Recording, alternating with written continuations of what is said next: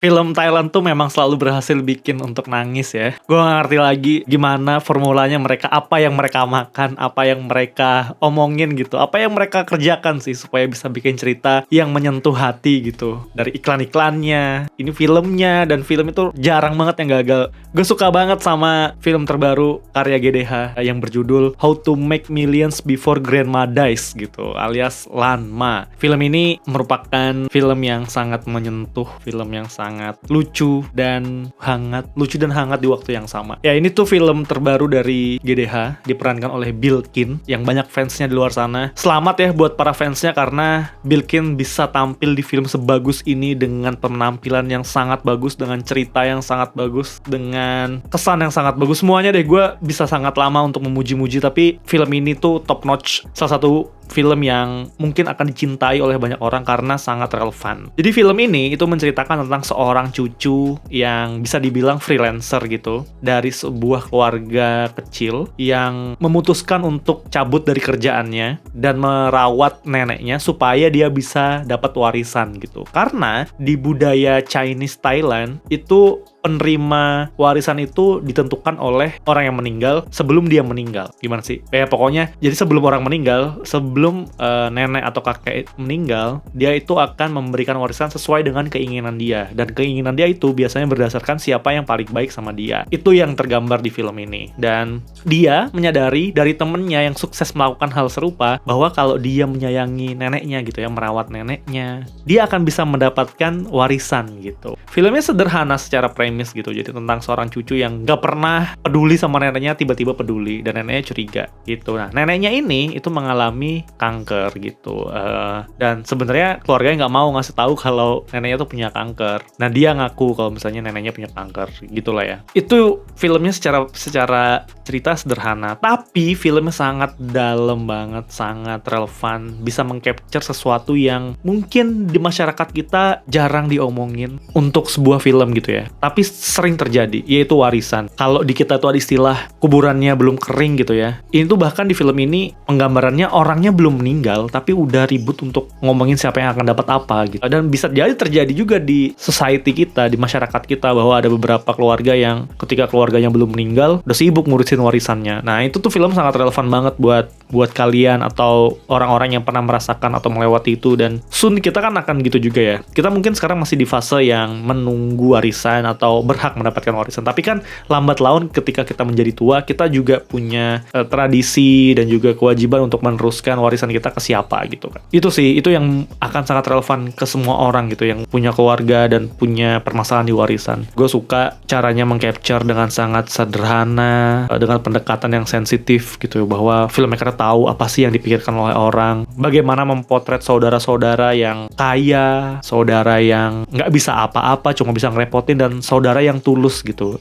Film ini bisa memotret itu semua, dan gue yakin banyak di luar sana keluarga-keluarga yang juga pernah merasakan itu. Aneh ya menyebutkan film yang jualannya adalah tangis, tapi sebenarnya filmnya lucu banget. Karena kita tuh nggak berusaha untuk dikasih tangisan secara gamblang gitu, tapi dibangun oleh suasana-suasana lucu yang kemudian ditutupi pelan-pelan oleh momen-momen hangat yang bisa bikin kita nangis gitu. Apalagi di sini kan perspektifnya antara cucu dan nenek, di mana cucu ini belum menjadi orang tua, dan dia melihat perspektif bagaimana sih seorang anak dari orang tua yang sekarang sudah menjadi orang tua itu menjalani kehidupan, sedangkan ibunya alias neneknya itu udah sakit gitu. Bahwa anak-anak mereka ini kan udah sibuk ya, anaknya si nenek ini udah sibuk, jadi susah untuk mengurus orang tua. Nah, perspektif itu yang kita lihat dari kacamata M, karakter utamanya yang diperankan oleh Bilkin. Di satu sisi, kita juga diperlihatkan bagaimana seorang nenek alias orang tua berharap untuk dikunjungi anaknya, bisa menghabiskan waktu bersama, dan menjalani hari-hari dengan bahagia gitu.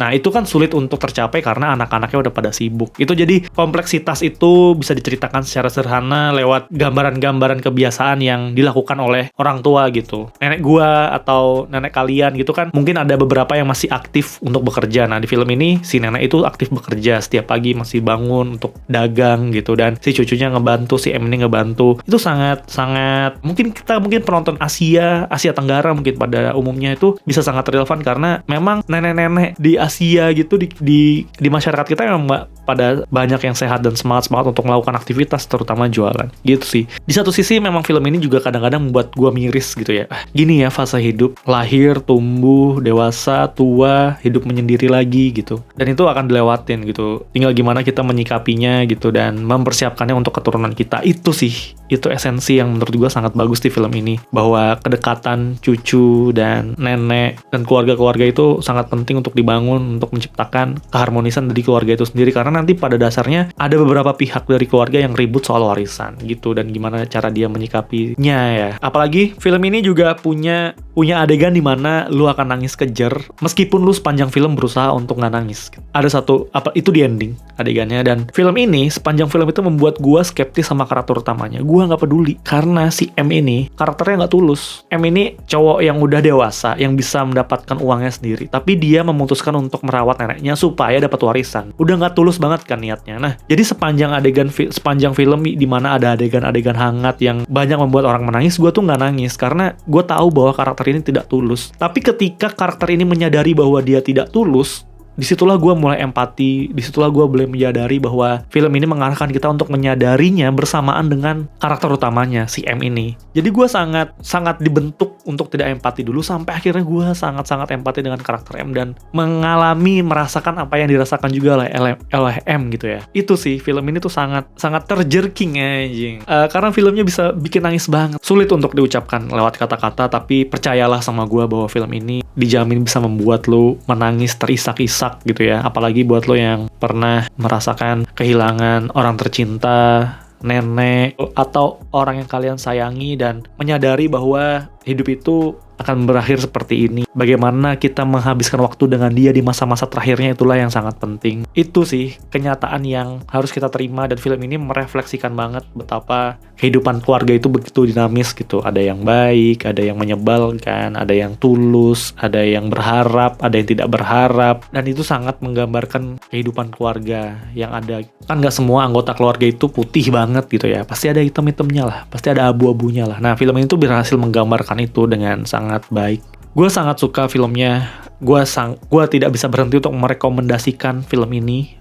Gue berharap film ini tayang di jaringan yang lebih luas gitu di Indonesia, karena filmnya bisa ditonton oleh semua umur. Jadi ajaklah orang tua kalian untuk bisa memahami juga sih, ini akan terjadi loh di keluarga kita kalau misalnya tidak di-settle dengan baik soal warisan ini, soal bagaimana keluarga bisa akur dan segala macamnya. Bagaimana jika nanti orang tua kalian tua dan bagaimana cara mengurusnya, bagaimana juga menjadi tua dan bisa hidup mandiri tanpa berharap untuk terus-terusan disayangi oleh anak, karena anak akan memiliki kesibukannya sendiri. Bagaimana menyikapinya. Film ini bisa sedikit mengajari kita soal itu, dan bagaimana soal ketulusan. Bagus sih, nggak ada lagi kata lain yang bisa menggambarkan film ini. Gue nih ya nonton ketika special screening bersama penonton lainnya, full house di studio yang besar. Itu suara tangisannya, Masya Allah, suara tangisannya tuh kencang banget. Orang-orang di belakang gue itu suara nangisnya, wah, sampai ingusan kali. Jadi gue nonton berdua sama Ray bawa tisu. Ketika gue masuk, gue gak akan nangis lah. Paling kalau nangis juga tetes-tetes air mata, gue cuma ngusap itu selesai gitu. Tapi ternyata gue butuh tisu itu juga. Karena apa? Karena di adegan akhir itu berhasil membuat gue menangis seperti rasanya M gitu. Gue jadi M yang harus menangis dan gak kenapa-kenapa. Dan penonton itu sampai kita bagiin tisu gitu. Menangis itu. Film ini sangat mengandung bawang, dan gue sangat yakin bahwa film ini juga tergantung dengan siapa kalian menontonnya. Kalau kalian berada di crowd yang sama rasanya gitu, sama sedihnya, gue rasa kalian akan nangis banget. Tapi kalau enggak, ya gue akan tetap yakin bahwa kalian kan paling enggak berkaca-kaca gitu dengan ceritanya. Itu aja sih dari gue. Kalau kalian ada kesempatan nonton filmnya, ini sangat bagus. Salah satu film yang paling mengandung bawang tahun ini, bisa jadi. Itu aja sih. Sampai ketemu di video habis nonton film selanjutnya. Dadah.